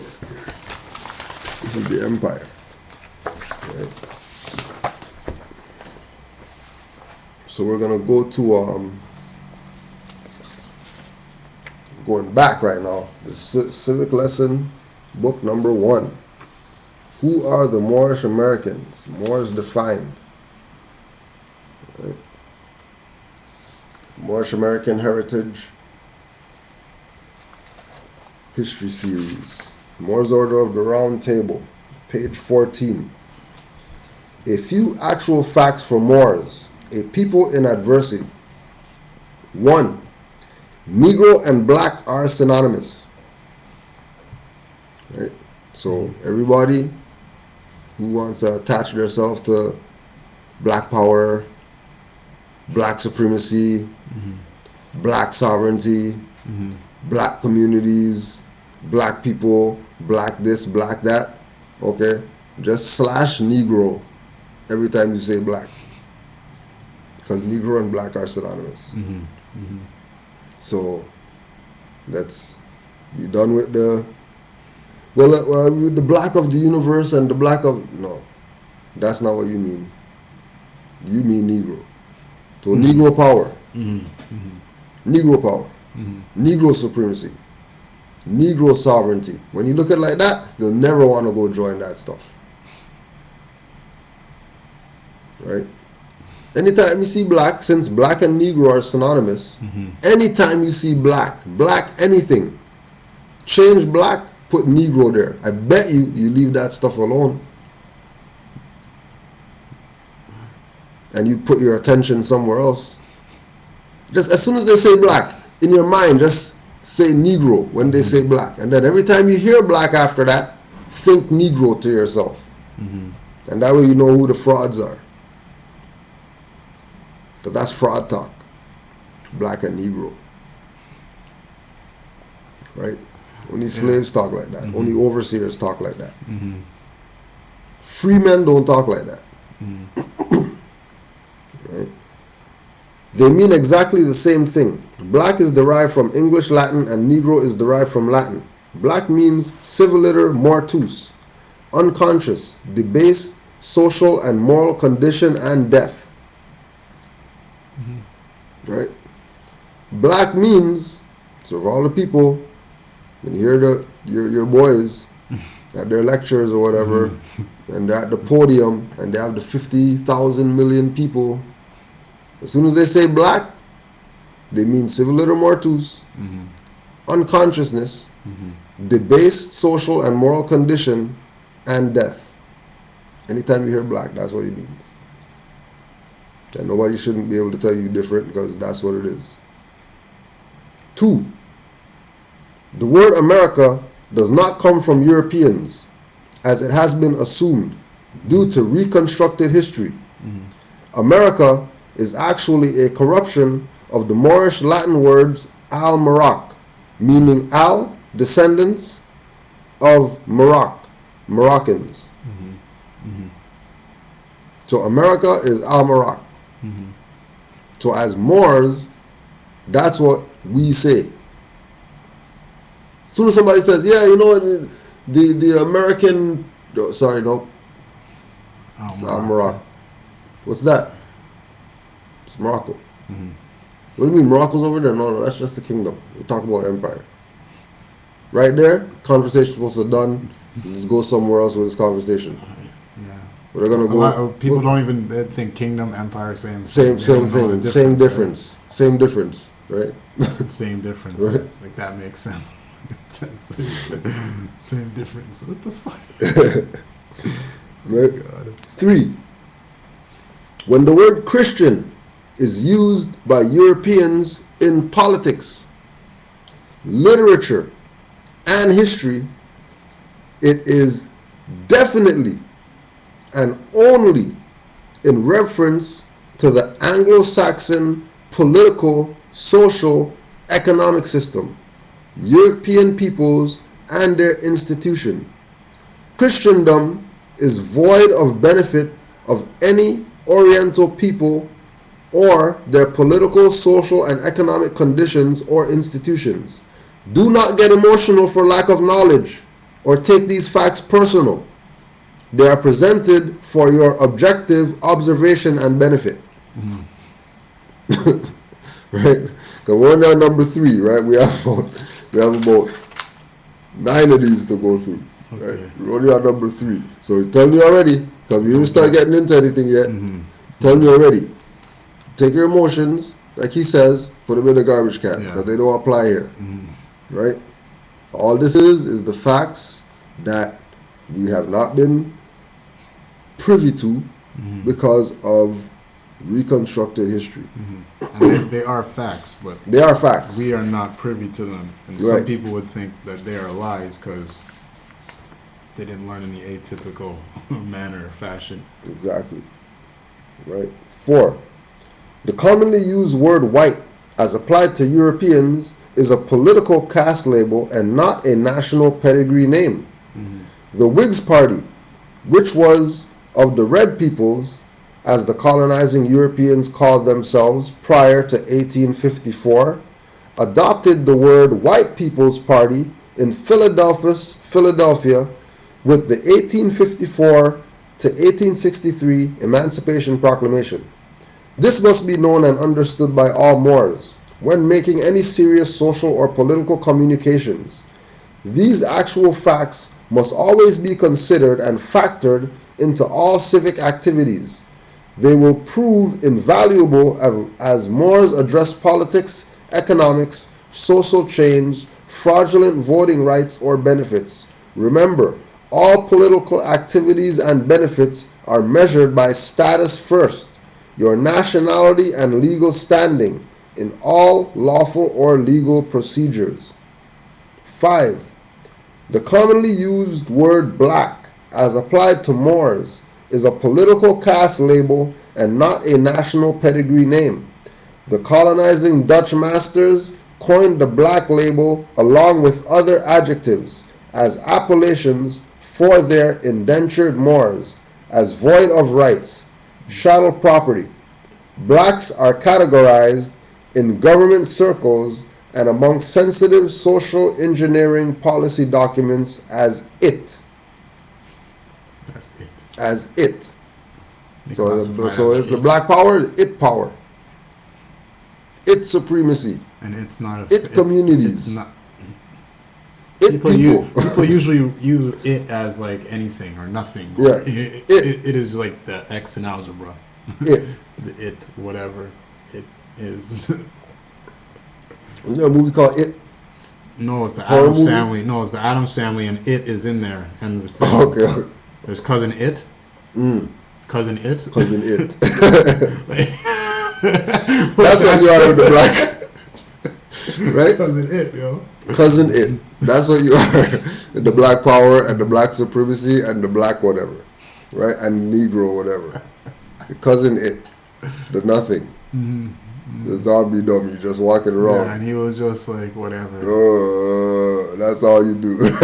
That's all. Because they don't read. You know? Don't blame me. Blame Adam's family. Yo. 6.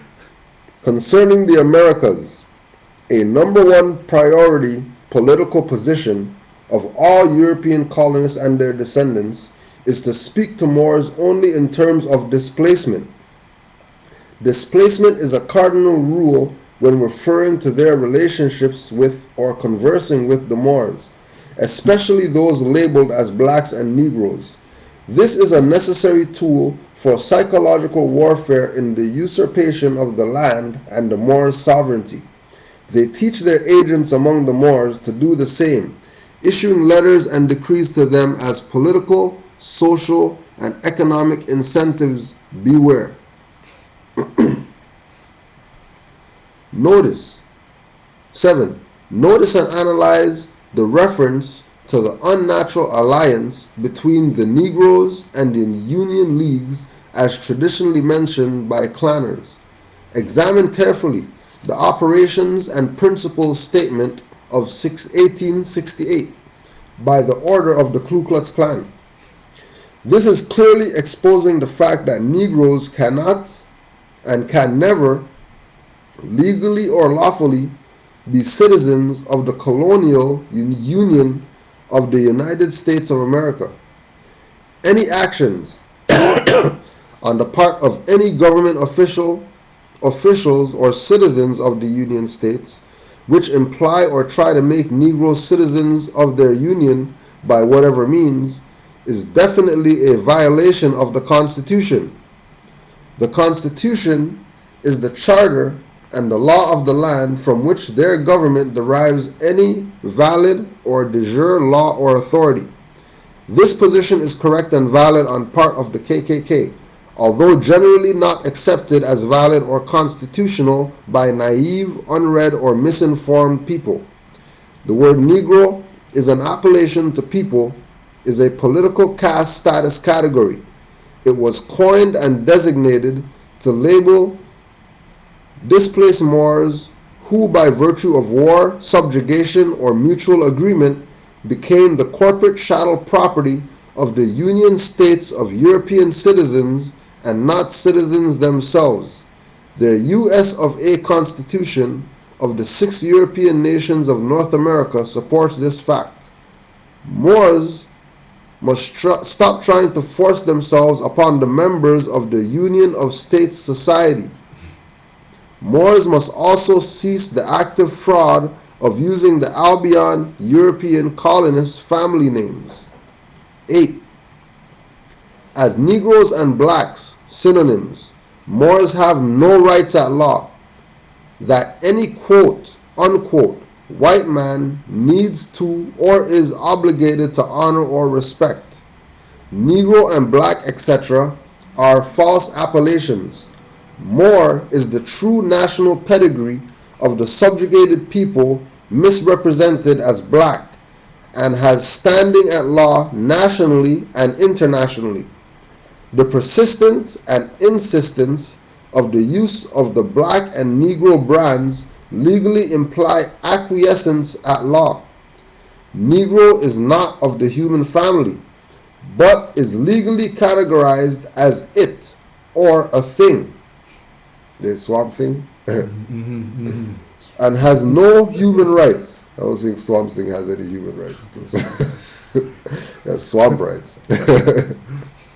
To review or protect by any constitution. This is the absolutely legal and valid position of the KKK and the Union of States Society.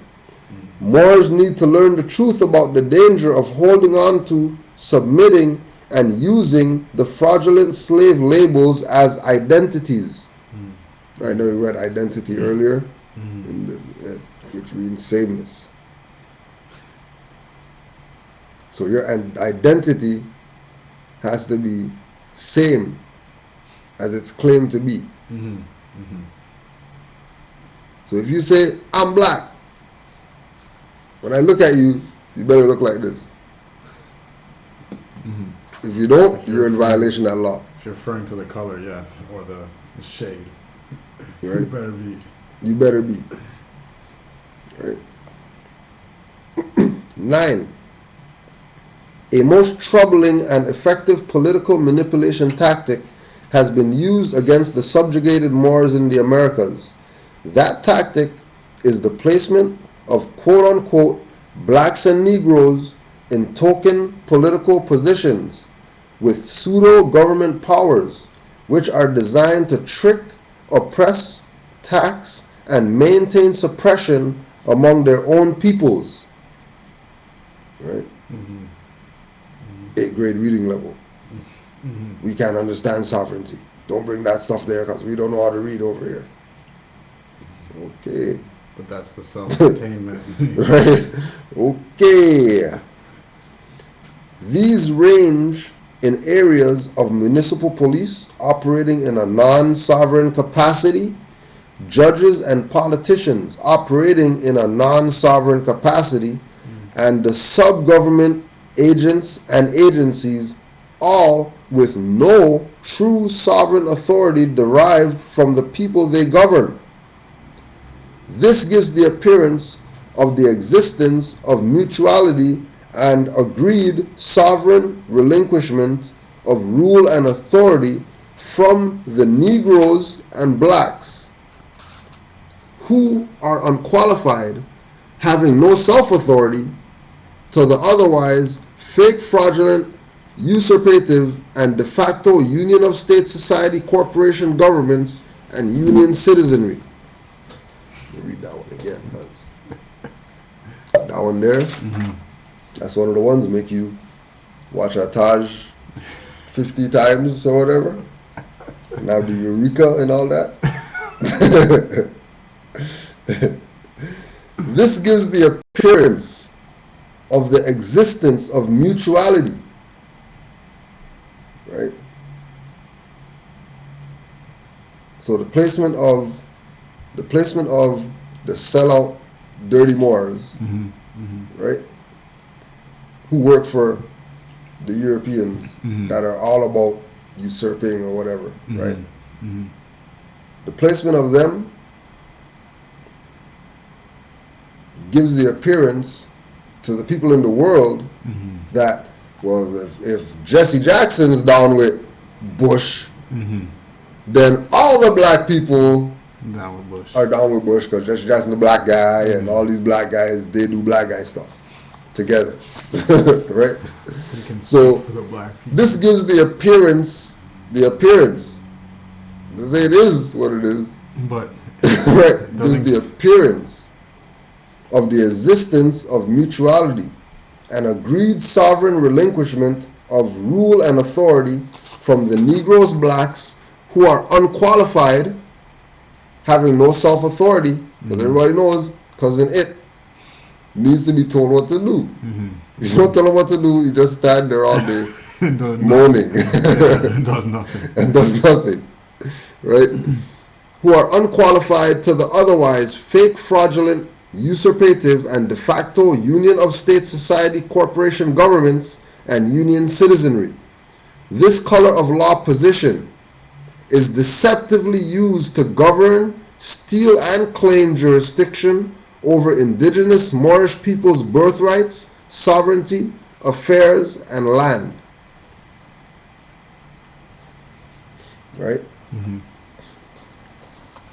So there's no need to be anything other than yourself, because being something other than yourself means that you give up all your political, etc. powers, right? So today we had African origin of biological psychiatry by Richard King, right? Big book, colossal. Who are the Moorish Americans? Right? And you can get this from R.V. Bay Publications, Moors Order of the Round Table. Oh yeah, don't forget Civil Alert, Blog Talk, and don't forget Moorish Heritage and History School Blog Talk at 9:30.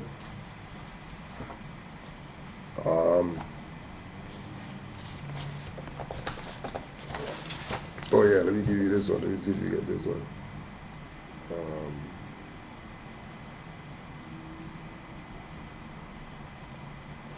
All right. Remember this guy?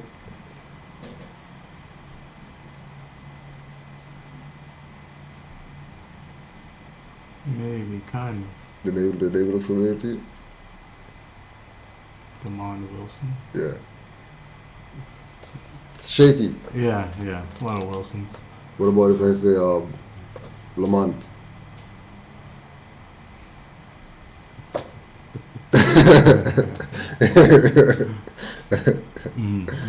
Yeah. You did a good one. New Right? Age Millennium. New Age Millennium. Don't forget, support Brother Lamont. An expose of symbols, slogans, and hidden agendas. Right? By Lamont. Right? What else was there? Oh yeah. If you haven't yet, you're gonna go online, check out some Canaanland hip hop, Savage Intellect. right? Don't worry about the baseball hat and fronts and, you know what I mean? You know, tight shirts and stuff like that. Don't even watch that stuff. You go listen to some Savage Intellect and get yourself hit up hard. That's how Canaanland does it up, you know. And oh yeah, this is one of the first. This brother is one of the first Moors out here to have his first holistic practice. Okay. He's actually a doctor, holistic doctor, certified, like not like a certified holistic doctor, and he's younger than me. Right. Came up in the Alim school. Okay. And Dr. Africa and those vibes there, you know what I mean? Dr. LB. But yeah, Savage Intellect. Make sure you check out Savage Intellect. And next thing that you're gonna do, you're gonna change up your frequency a little bit, right? And you're gonna go and you contact brother, right? Okay, you this is the brother always making posts and yeah, right? Okay. That's what he's dealing with. Brother, right? Brother. Patrick Lamprin Bay. Right? Sax. Walking the path. Okay. Bads it up. Okay. Bads it up. Bads it up. Yo, bads it up. So big up. Make sure. Right? Check it out. If you don't know, there's the names for the people in the group right there. Right? Easiest person to get a hold of is Patrick Lamprin Bay. You'll find him on Facebook. And support some sax. I think that's about both of those are local. Montreal. Okay. Yeah. Right. So yeah, Moors. Islam to all the Moors that was online today. We had a strong 10 pretty much all day. And all the Moors who's logged in on the chat and all that, continuing to just do the do. Give thanks. Oh yeah, and then I have to also too send me that stuff right there on the chair. Oh yeah. Right? You gotta put this out there too. Put this out there. Make sure, right? Oh yeah, don't forget this Canaanland Moors, the new edition. Make sure you get your copy. CanaanGuide@gmail.com. CanaanlandGuide@gmail.com. Right? CanaanlandGuide@gmail.com. Right? Let's plug something quick fast. Make sure, all you Moors out there, right? Reasonable rates. Right? Reasonable rates. Right? Editorial services. So the sister Alzara Bay did our outline, our editorial work for our paper, right? So her website is Forever Zahra, ZAHRA.biz, right? And what she does, she has this crazy skill with this knitting thing, right? And she makes these little things right here, right? These are the new ones. Right? Just children's toys, or you could call them, this is the stuff that, you give to somebody and they have it in their house for like 50 years, 80 years or whatever. Where do you get that from? I don't know. It's just one of these things that we just had in the house or whatever, right? So she goes hard on the activity for the Moors, right? She goes hard for the Moors, right? Just stuff that Moors do, because Moors are very innovative. You know what I'm saying? Moors are innovative. Right? Moors always doing stuff. There's a Mr. Chin one. You know what I'm saying? Right?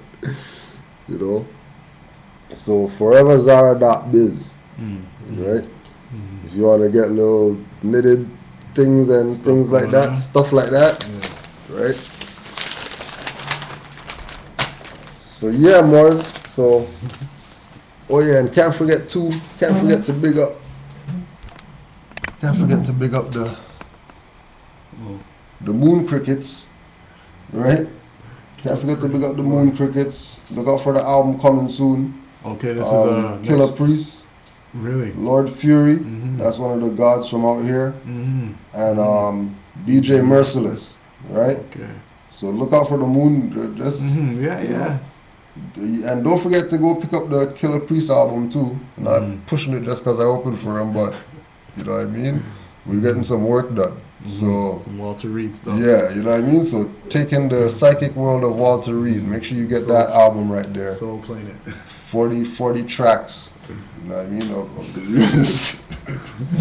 40 tracks of the realness. Who's giving you 40 Who's tracks? giving you 40 tracks nowadays? Where's these guys? What's their name again? Name anybody. The Young Money dude? Who? Name somebody. Wheezy, ASAP. Right? Name somebody. Waka Tell Kendrick Flocka. come with 40 tracks. Waka Flocka. Right? 5 on the left, 2 on the right. Islam Moors. Appreciate it all. 5 on the left, 2 on the right. Allah, the Father of the universe, Father of love, truth, peace, freedom, and justice. Allah is my protector, my guide, and my salvation, by night and by day, to his holy prophet, Noble Drew Ali. Islam, Islam, Islam. Hotep, Morris, Islam. We got this.